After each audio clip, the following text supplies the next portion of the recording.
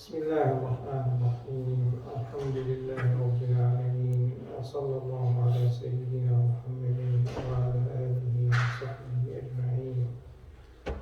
وعن عوف بن مالك رضي الله عنه قال: صلى رسول الله صلى الله عليه وسلم على جنازة فحفظت من دعائه: اللهم اغفر له وارحمه وعافه واعف عنه وأكرم نزله ووسع مدخله واغسله بالماء والثلج والبرد ونقه من الخطايا كما نقيت الثوب الأبيض من الدنس وأبدله دارا خيرا من داره وأهلا خيرا من أهله وأدخله الجنة وقه فتنة القبر وعذاب النار.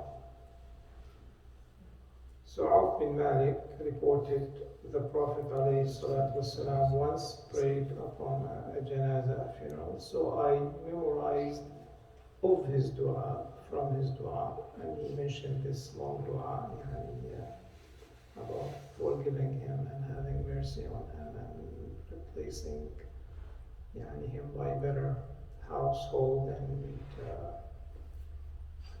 home and protecting him from the fitna of qabr and hellfire. It's better to memorize the words of the Prophet ﷺ, but if someone doesn't memorize them as much as you can. And here Auf bin Malik said, I memorized all it, some of it. It's not exactly the entire dua.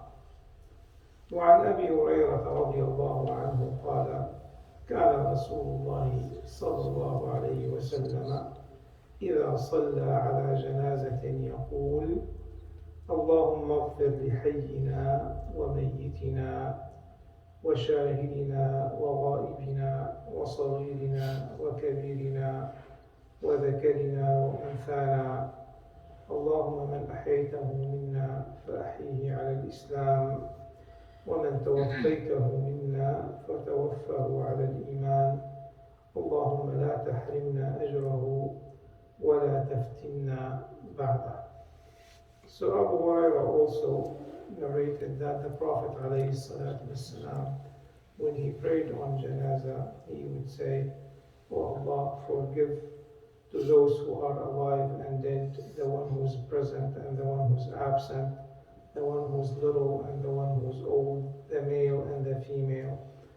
O Allah, whoever you keep alive amongst us, so keep him on Islam, and the one who you cause to die, then make him die on the state of Iman. O Allah, do not deprive us the reward of this person," meaning the deceased person, "and do not cause us to have fitna after him." So there are a lot of du'as that are commonly recited. Whatever you can memorize would be barakah and would be the sunnah of the Prophet ﷺ.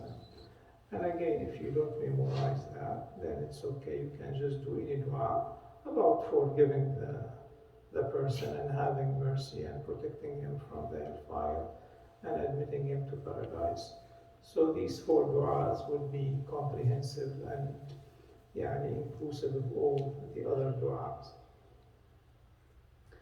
وعنه أي أبي هريرة أن النبي صلى الله عليه وسلم قال: إذا صليتم على الميت فأخلصوا له الدعاء.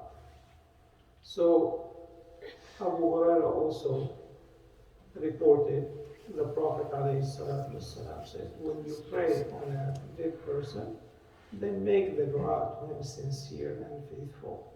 How is that? Even if you have a dispute with that person, something happened between him, he's dead now and he's in need of the mercy of Allah subhanahu wa ta'ala. So when you make the dua, be sincere and be faithful in that. وعن أبي هريرة رضي الله عنه عن النبي صلى الله عليه وسلم قال: أسرعوا بالجنازة فإن تك صالحة فخير تقدمونها إليه وإن تك سوى ذلك فشر تضعونه عن رقابكم متفق عليه. So Abu Hurairah radiallahu anhu reported the Prophet alayhi salatu wasalam said, like, proceed quickly with the janazah, meaning for burial. Or if it was a righteous person, then you're proceeding to something good that is awaiting that person. And if it is otherwise, then it is something you're relieving your shoulders from, because you don't want to be putting someone being tortured on your shoulders. And this hadith also is indicative of to be expeditious with preparing the janazah and burial. So there is a saying that is إكرام الميت difficult. This is not a hadith, this is a saying that is has a correct meaning. And also they say العجلة من الشيطان إلا في خمس, being hasty always from the shaitan, except in 5 things. One of them is burying a dead person. This is not a hadith also, but this is a common saying amongst people. So it is the practice of Muslims, alhamdulillah, throughout the ages to be expeditious in the burial, unless there is a valid reason not to do that. طيب, the last 2 hadith, inshallah. So, question. So there's nothing in the deen that says you have to bury like before the next Asr prayer or before the next Maghrib prayer or before. So no, but there is a hadith that I will mention it to you now. So there are 3 times that considered a time of prohibition to bury the deceased person, similar to the time of the prayers. This is when the sun goes up, the rise of the sun, till it is حتى ترتفع, as we know with the صلاة الضحى, مقدار طلوع a spear length. وحتى also حتى تزول, حتى during the time of the dhuhr, when it is in the peak of the sky, till it has become zawal. So that is similar to waqt salat al-dhuhr. Also when it is about to go down, till it is completely down, there is sunset. And there is a karaha to bury a person during the night time. Why? Because there are no people and it was not safe. But it truly, as the hadith will mention, or we will elaborate on that, Abu Bakr radiallahu anhu was buried when? Night time. Umar radiallahu anhu prayed on him and buried him at night time. And Umar radiallahu anhu, when was he buried? Night time. Suhaib prayed on him radiallahu anhu, and he was buried night time. And Fatima also was buried what time? Night time. So this is, they say, the prohibition are these 3 times. Because, and this is similar to the prohibition of Salat al-Nafila, basically. But otherwise, any time is a valid time. And as we mentioned before, it's better to wait till there is enough congregation, enough people, above 40, as in the hadith of Ibn Abbas. I think the question, if I'm not mistaken, was referring more to the expeditiousness again, that not to allow 24 hours or more or something to pass. It's better to be expeditious unless a valid reason there is, for waiting for basically the family of a person to come from different places, or allowing more people to come otherwise there is no reason to prolong the grief and the waiting and all that inconvenience.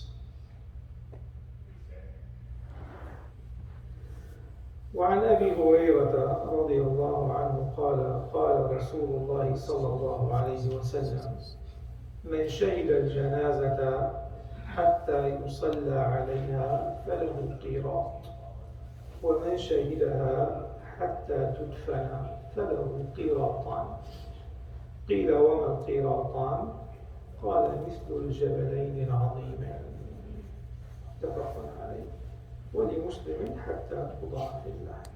So Abu Hurairah also narrated that the Prophet ﷺ said, whoever observes the janazah, meaning the preparation of the janazah, and pray on it, then Allah will give him a qirat worth of reward. And whoever waits till it's buried completely, Allah will give him twice as much, 2 qirats. The Prophet ﷺ was asked, how much is the qirat? He said it's like a huge mountain. So that's one of the things we mentioned before, حق المسلم على المسلم. It is a right of a Muslim upon other Muslims to observe the janazah, and this is the reward for it. وللبخاري من تبع جنازة مسلم إيمانا واحتسابا وكان معه حتى يصلى عليها ويفرغ من دفنها فإنه يرجع بقيراطين كل قيراط مثل أحد. So similarly, the Bukhari narrated that whoever observes the burial or the janazah of a person and waits till he prays on it and then it's buried completely, would come back with the reward of 2 qirat. Each qirat is like the amount of Uhud. How is that done practically these days? Because you're saying observe and pray, so the observe part is my question. Yeah. So the scholars said it's better to observe the ghusl actually and the preparation, the kafan. But they said the minimum of the first part of the salatul janazah. But it's better actually to be with the deceased person as they're preparing the body. If that is not feasible, the salah would be sufficient. طيب. Enough for the day. وصلى الله على محمد وآله والحمد لله رب العالمين.